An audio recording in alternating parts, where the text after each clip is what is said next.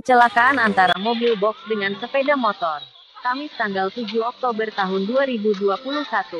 Diberitakan Star Militer. Kecelakaan di jembatan Jaring Pauh Lembar jam 6.30 itu mengakibatkan dua pengendara jadi beradu.